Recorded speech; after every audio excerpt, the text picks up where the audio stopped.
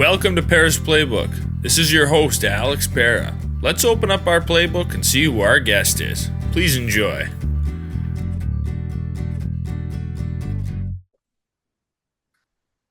Welcome to episode 136 of Pera's Playbook. Today we're joined by Connor Fields. He's a BMX biker, first American to win gold in BMX at the Olympics, a three-time Olympian. Happy to have Connor on. How's it going? What's going on? All good over here. How about over there? Good. Happy start 2025. Things are going good so far. I know we're only a couple days into it, but no complaints so far. So I see, before we dive into BMX biking, I was looking at your Instagram, and you recently did a puck drop at a UNLV hockey game.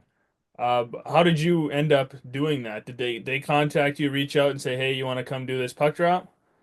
I'm an alumni from UNLV. I attended that school, and then I actually was guest lecturing this semester at a sports marketing class. And one of the kids in the sports marketing class was I forget the exact position, but he worked with the UNLV hockey team. And now UNLV hockey is not an NCAA program; it's a club program. Um, so that we were going through some of the marketing challenges that they have, but also the opportunities that they have because they're not NCAA. But yeah, he just was like, "Oh, like we'd love to have you out to do a puck drop for one of our games this year." So we found a time that worked, and we had some fun with it.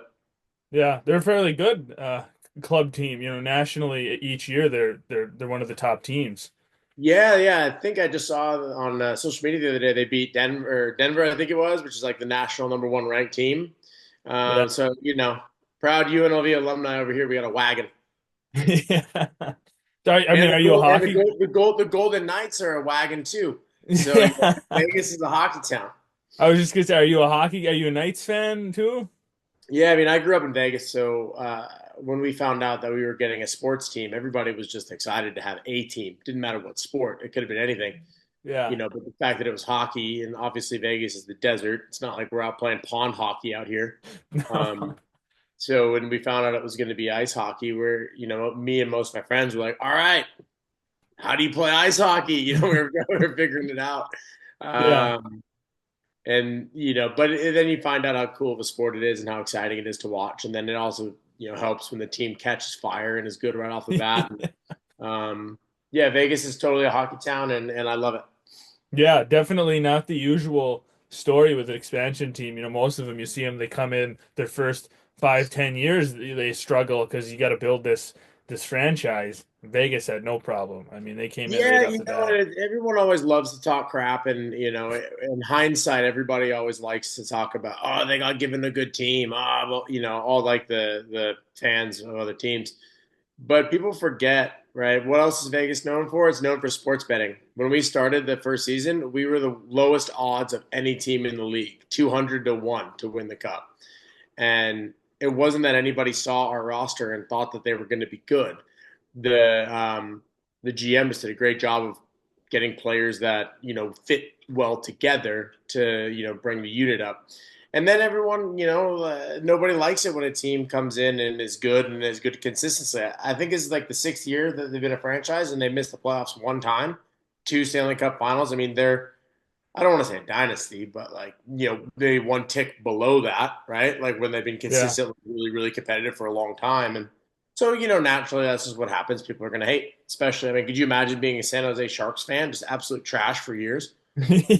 Right, you've been a franchise for a lot longer than 6 years, and your team is garbage. And every year there's new hope, and you bring in different coaches and different management and a crop of young kids, and they're still terrible. So yeah, I mean, Yeah.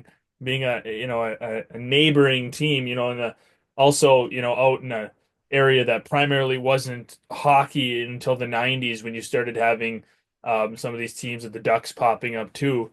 I mean, hockey growing across the country, but yeah, I mean. Vegas, of course, people are going to hate, right? They're crabby because their team sucks, and they're just going to take it out on hating But in what they Vegas. don't see that's really cool that the locals see is they've built so many ice rinks here, and the sport has just grown exponentially. There's so many kids. There's like a list, like a waiting list for kids who want to play hockey here.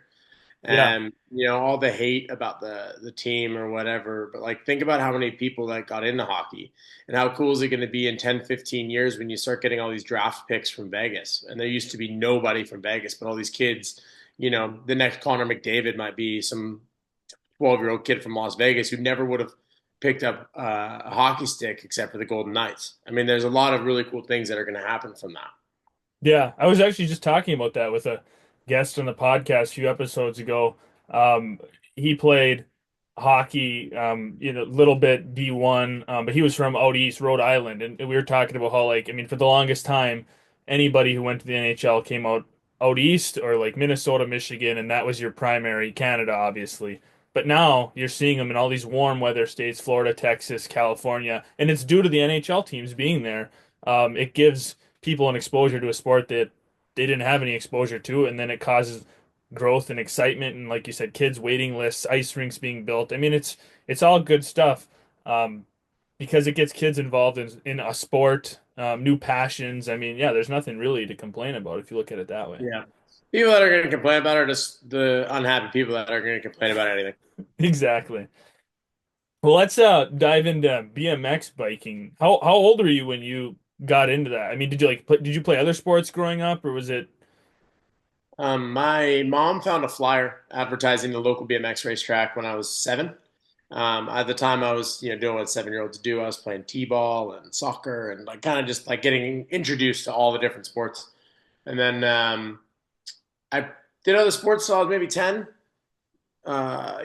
Rec league basketball, flag football, played a little bit of everything, but I just really liked BMX. It was just what I wanted to do. And it kind of got to the point where I would like leave a game early or leave a practice early to go to a BMX race. But it was always when I had to make the choice, I would always choose the BMX race. So we just started focusing on that. But when I was a kid, it wasn't in the Olympics yet. So that was never really like a goal or a dream.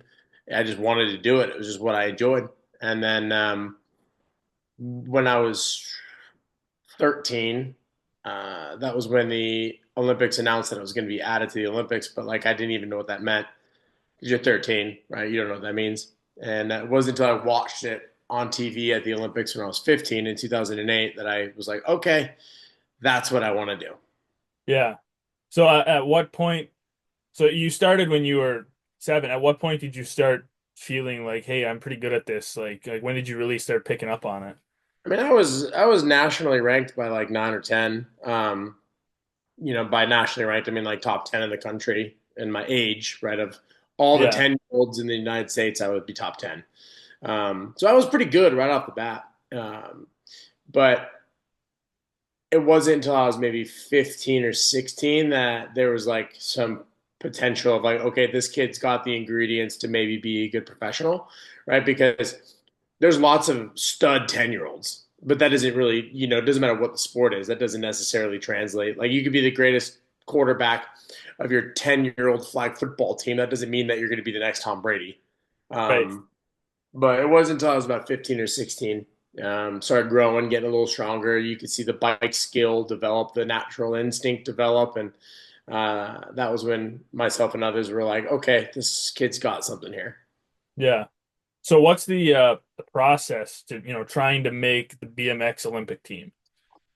Um, there's that's such a long question. The easiest way to explain it is the qualification is done through events called the World Cup. There's a World Cup series throughout the world. It could be anywhere from 6 to 10 events per year, and those are the events that qualify both your country to the Olympics, and then the countries used to pick the athletes. So there's only a certain number of positions to compete at the Olympics. Not everybody gets to go. Not every country gets to go. Uh, there's 24 spots on the starting line for the Olympics. And then from there, they have to figure out which countries get those spots and how many spots does each country get. So there's only, I think, like 11 or 12 countries. No, I think it's like 15. I think there's like 15 countries that get a spot. So there are athletes in countries that are trying to qualify for the games that will not qualify. So those World Cup events is how you qualify first, the country to earn a spot. And then once the countries are ranked based on the points, that'll dictate how many spots your country gets. So, a really high ranked country, the highest ranked country gets three spots. And then that country can figure out how they want to divvy out those three spots. But most, if not all, countries use results at the World Cup events to dictate who gets those spots. So for me as a kid wanting to go to the Olympics, I had to compete at the World Cup events, perform well, and then when I performed well and better than the other Americans, I was the natural selection for the Olympics. So once a country gets their spot, it's up to their country to pick who they want to represent them. Yes, and there has been not I think there's only been a couple, but there have been a couple of instances where an athlete qualified a spot for their country, and then the country chose somebody else, and that can be done for a different variety of reasons. The one that comes to my mind, the athlete that qualified the spot was like 32, and he was not what they would call medal capable. Like he had no chance. So for him to go, he was just going to race around in 20th. So what they did, the country did, is decided to give that spot to an 18-year-old kid as like a future development thing, and like he might get 20th this time, but he's going to get the experience for the next time. But if you're the 32-year-old who qualified the spot, you're sitting there going, "What the heck? I earned that spot. Why are you giving it to somebody else?" Yeah. When like if you're the director of the program and you're thinking long term, I could argue both sides of that one. Right. Um, Yeah. but usually it's pretty consistent of the people who earn the spot are the best athlete from their countries, so they get to go. Yeah. Yeah. I can understand how obviously you would be salty if you got the spot and you didn't get to go. But big picture, each country is going to be they want the future, obviously. They want who's got the best chance to medal, maybe more than once in the future. If we can get this kid some experience, then maybe he can medal a couple more times because he's only 18. Yeah, And it's like that in all sports with development. They're always going to take the kid that's got the better future than the older guy with the most experience. totally. And most countries, America in particular, but most countries don't care about anything other than what if you can get a medal. Like getting seventh place at the Olympics is amazing, right? And like I got seventh at one of my Olympics. Nobody cares, right? You're either first, second, third, or last, essentially. And so, Yeah, like, the way that a country looks at it is like, do they have a chance at a medal? And if the answer is no, they're going to treat you very different than if your answer is yes. right. So that's seventh. That's just a personal, like, oh, I feel good because I got seventh out of the 24 people, but nobody else, like you said, really seems to. I mean, there's two kinds of athletes at the Olympics, and this is what I always describe to people. There's the athletes that just making it to the Olympics was their goal, and they have no chance at a medal, and they know they have no chance at a medal. I mean, think about a sport such as track and field. When let's say you run the 400, there's I don't know the number, but let's say there's 25 guys who are going to compete. You know your times versus everybody else, and you know that if you run your fastest time, there are 17 guys who are faster than you. So you know you have no chance at a medal. So your Right, goal is just to make it to compete. And so for them, if they get seventh, they're over the moon, right? And they're excited. And then in every sport, there's 5 to 7 teams and athletes that believe that if they have their day, they can get a medal and go home with a trophy. And for them, if they get anything other than a medal, they're devastated, right? Think if the U.S. basketball team doesn't gets fourth, you know, epic failure. I mean, for them getting silver or bronze is epic failure. right, But if you're I don't know, if you're the Canadian basketball team, you're probably pretty happy with fourth place. Like right. there's just the different types of athletes and teams that go. And for me, I was always on the side of medal or bust. So for me, getting seventh was a failure of epic proportions. Whereas I've seen other people get seventh and throw a party. Right. Yeah, just a different dynamic, like you said, depending on where you stand. And yeah, track, I mean, there's certain sports, I mean, most of them, especially all the timing sports, I mean, for sure, where you kind of know where you fall. I mean, I guess there's a few sports like hockey, right? Maybe you get a hot goaltender and you upset somebody, and I mean, like things happen, but odds are if you're in a racing event, you're not going to PR by 4 seconds in the 400. It's just not going to happen. Like if you're that much slower, it's not going to happen. It's physically, where if that's where your time is, like that just nobody does that. Um, For sure. so you've been to three Olympics, and you were the first American to win gold. So before you won gold, I mean, what was the I mean, like obviously nobody had done it before, so what kind of was the mindset like on the American team about Well, medaling? BMX has been in the Olympics 5 times now. So 2008 was the first one, and the U.S. got silver and bronze in men and bronze in women's. So we won 3 of the 6 possible medals, but no gold. So it's kind of a disappointment. Fast forward to the next Olympics, which is London. I was 19. I was the favorite, the number one seed. For all intents and purposes, I should have won, and I blew it, and I got seventh. So the U.S. was held medalist because of my misstep. So then moving into the next Olympics, which is the one that I won, it was I wanted to get a medal, pretend like preferably gold or bust, right? Like it was, I wasn't going there just to get seventh again. Um, and the U.S. had always been very successful, and I mean, even still today, we've got more medals as a country than any other country in the sport of BMX. No one else has won gold except for me, but we've got more medals overall. Um, so going into it, it was we wanted to win, and I was the number. I was like the top American guy, so I was kind of the one that the hopes were on, which is a privilege, right? Like you want that position. That's where you want to be. But then there also comes the pressure of that, of like the whole country is relying on you basically. And then the way that funding works with the Olympic team is uh, the Olympics rewards performance. So or the U.S. Olympic team rewards performance. So if you get a medal, your sport is going to get more budget for the next 4 years. So because we did poorly at the London Games and didn't bring home any medals, we had to cut budget for the next 4 years. And so we wanted to all do well, so we got more budget for the next 4 years. So there's lots of dynamics to it. Yeah. Uh, but going into into my second games, it was I was there to win. Yeah. So when you finally won, I mean, that had to be like a weight off your shoulders, kind of the monkey off your back. Yeah, totally. I mean, it was a combination of a few different emotions, right? It was excitement and joy and happiness, but it was relief because all that work that you had done for the last, I think at the time I was what, 23, so 15 years of work was worth it.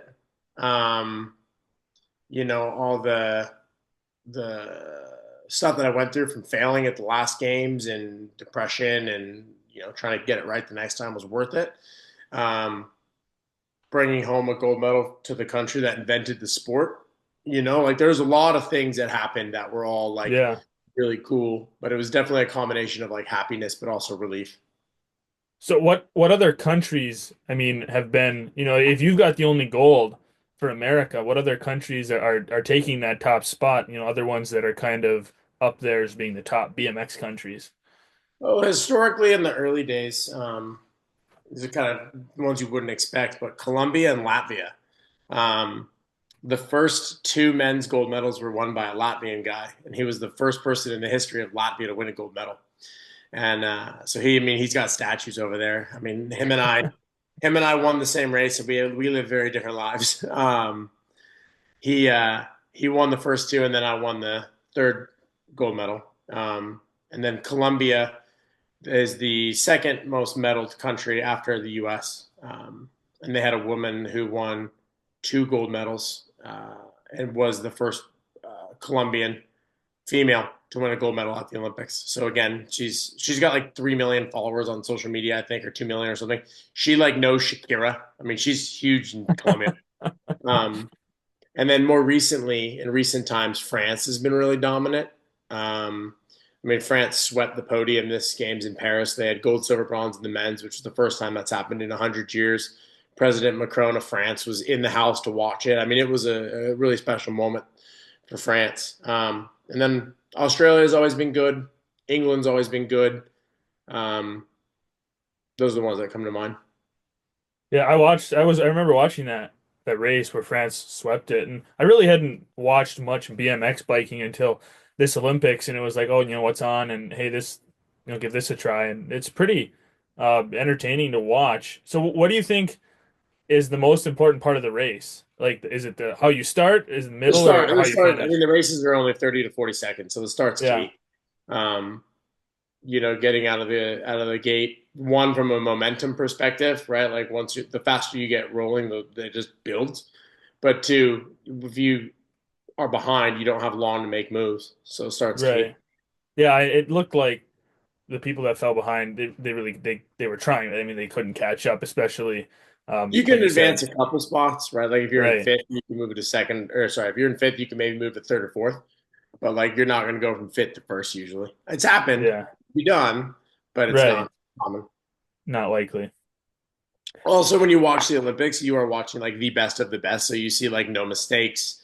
You see, you're not watching. It'd be like watching an NHL game versus watching like a youth pee wee hockey game. Like there's a lot more that you can do when you're watching a race of 10-year olds who aren't that good. People can pass, people can do a lot more than when you're watching guys who are at a razor thin margin trying to fight for a tenth of a second. Right. Yeah. So in 2020 at the Olympics, you had a crash, and I was reading it said a serious injury. What was your injury? Broken ribs, collapsed lung, torn ligaments in my shoulder, torn bicep, and a traumatic brain injury resulting in 4 brain bleeds, brain swelling, and being put into a coma. Oh, wow. That's a lot. Yeah. So how did you crash? I mean, how much do you Uh, remember having the brain, like how much do you remember of the incident? don't remember the day. And then I don't remember the next 4 or 5 days, however long I was in the coma. Um, I had a kind of a freak accident, just collided with another rider and put me headfirst into the ground. Um, just kind of a crazy freak accident. And I just happened to crash the exact way that was like the worst way, but it ended up being the best in that like I was okay because it like very easily could have not been okay. Right. So how long, I mean, you listed a ton of things that you had to go that you had, wrong. How long was the recovery process? I mean, just to get back to normal, right? Like not even riding or training or doing anything, but just getting back to just being okay and like I was cleared on my 1 year follow up. I had to get shoulder reconstruction. That was a few months. And then the brain thing was hard because your brain is not like a bone where you can go x-ray it and check that it is fine, or it's not like an ACL where you can just jump around and know that it's fine. There's no way for me to know that I'm the exact same that I was before. The only thing that they can do or that they can say is, can you do everything that you could do before at the same level? And the answer is yes. So they say, we think that you've made a full recovery. But I don't know. I don't know if I feel any different. I don't know if maybe my memory is not as good. Like I don't know, and there's no way for me to yeah, check. well, that's crazy.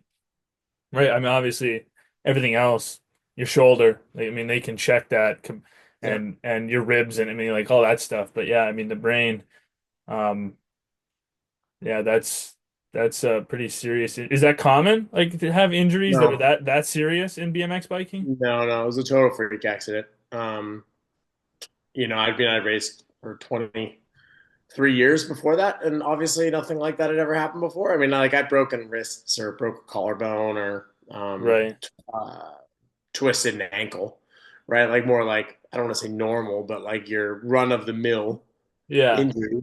Um, but nothing like that. So what was it like, getting back to training and, biking again after the injury?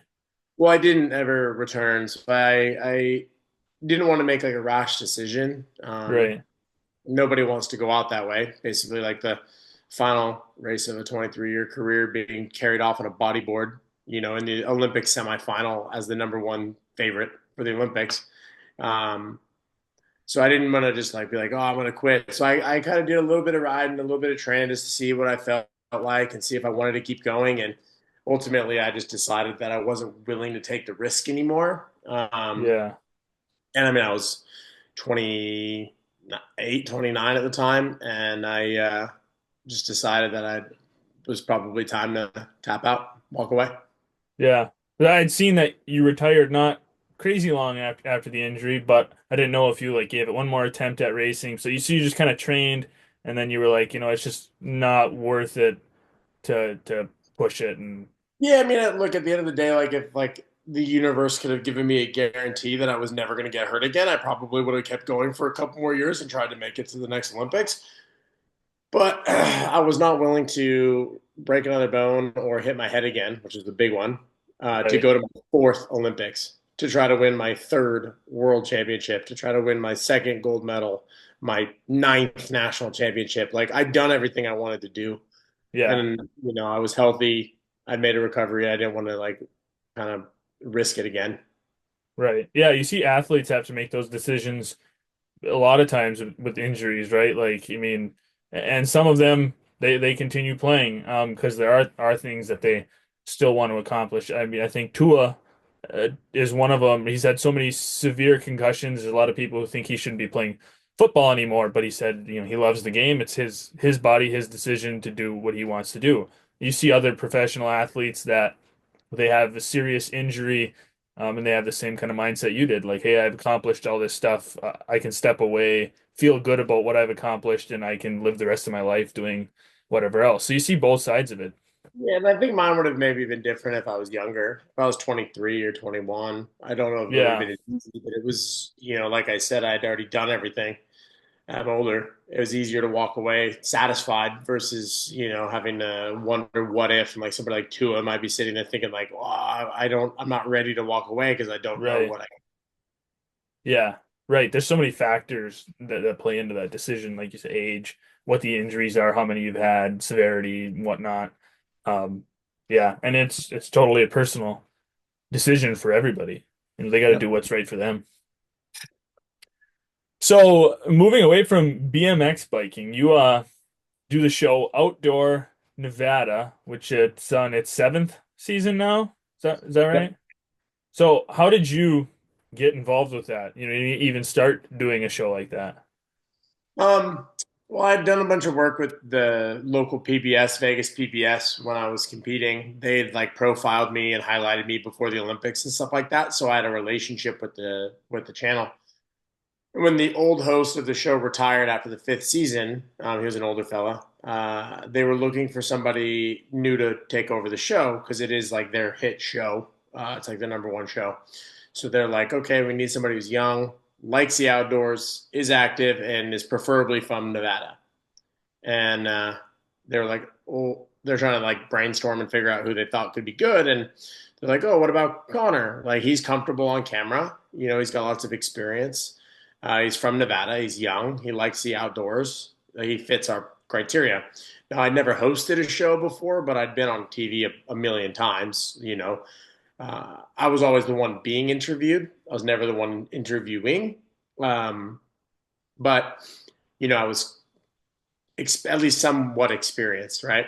So they had me audition. I auditioned, and then they said I won. I got the job, and off we went. And so it's been a new challenge to you know dig my teeth into and learn the ropes of hosting a show, which is very different than when you're the expert who's being interviewed about the thing that you know best, right? Somebody asked me about BMX. It's easy for me. I could talk about it all day. But now I'm interviewing a biologist about a desert scorpion, or I'm interviewing a historian about the history of prohibition in Nevada, right? Like whatever the specific thing that we're doing. So it's a new challenge, but it's been a lot of fun, and I've gotten to explore the state, do a lot of new cool things, and who knows where to lead. So how long does it take to film a season of the show? Like, do you do it all in one big chunk? Like, hey, we're gonna start filming for 4 weeks straight, and we're gonna go, or do you break it up and We travel break it up, so around? it's about 3 months, but it's 30 days total is what we target.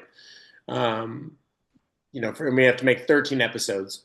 So roughly one episode every 2 days is kind of the goal, right? And then there's some travel days in there too of like, because Nevada's not a small state. It's sometimes 9 hours to get to the destination of where we're going if we're going up north. Um, so, some days are just straight travel days, just drive. But we try to make it 30 days, and we film it within 3 months. And then, depending on the weather, because the southern Nevada, Vegas is desert and hot. Northern Nevada they had the Winter Olympics in Northern Nevada in Lake Tahoe. So it's very different, right? So when we're filming in the spring, if we're filming in April, May, June, in April, we're going to film in Southern Nevada because it's not too hot. But then come June, we're going to film in Northern Nevada because the snow is melted. It's going to be nice. But in Southern Nevada in June, it's 110 degrees every day. So, we have to kind of work around the variety of the state's geography as well. Right. Yeah, and that's a unique thing that not all states right have. Like, I mean, I'm in Michigan here, and yeah, the lower peninsula is warmer than the upper peninsula, but they still get snow in the winter. That's not that much warmer where it'd be a drastic difference. But like Nevada, I mean, like you said, you got north. I mean, they had the Winter Olympics. South, it could be crazy hot, which that's a totally different weather dynamic than some states have, which also presents unique possibilities for an outdoor show. There's so much you can do because you've got this wide range of geography and so much going on. Yeah, completely. And that's one of the coolest parts about Nevada and what makes the show so great is like, for example, there is a national park here in Nevada called Great Basin National Park that has a glacier.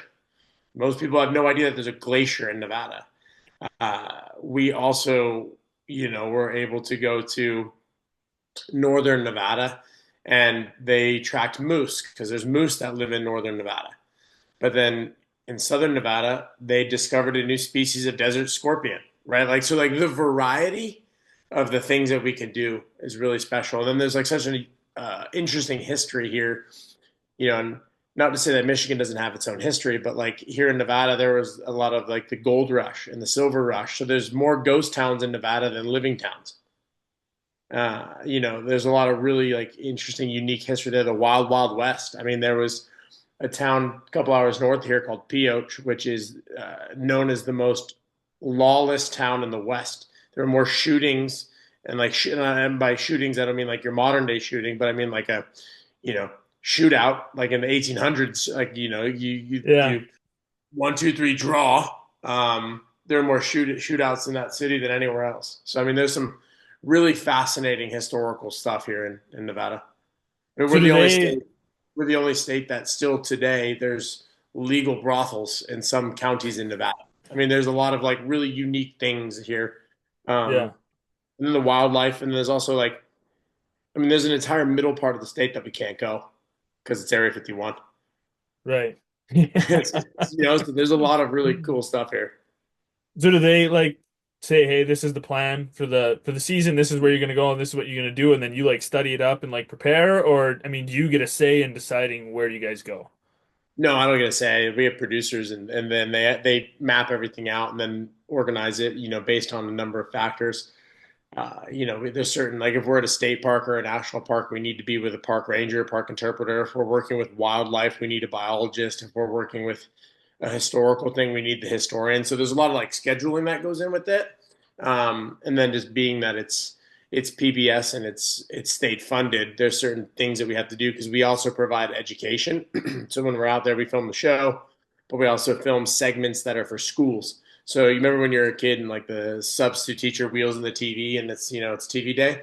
Like we're producing content for kids at schools with a biologist about an animal for science class, or maybe it's about um, uh, geology, right? And like Yeah, the natural world for science, or its history, or whatever it may be. We're producing stuff for schools as well. that's cool. Yeah, so that's got to be, I mean, a lot of fun for you. You get to learn a lot, you're meeting new people, you're seeing parts of the state that you might not have seen if you weren't doing the show. And it's probably, I mean, it's got to be a new challenge every day, right? It's not like the same old boring thing. You're going somewhere different, you're doing something different. Um, I mean, that's got to be a lot of fun. And obviously, way different than BMX racing, like totally different Yeah, than like what you were doing. totally. And that's what's part of what makes it fun. This is so different. Yeah. So why don't we wrap up the episode on one of the other things you started doing is motivational speaking, and like what is your, I feel like a lot of people they've kind of got like their core message that everyone's got something different and a different reason why they're doing motivational speaking, and they've got kind of a different expertise, maybe you could say, is something that they're really experienced in. things they went through that lead them to like what's your main point like when you're doing speaking, kind of your main message? I guess my main message is, no matter who you are in life, no matter what your goal is, what you're working towards, you're over and over again, you're going to have the question of now what come up. And I am the only Olympic athlete in the history of the Olympics who has both won the Olympics and nearly died while competing at the Olympics.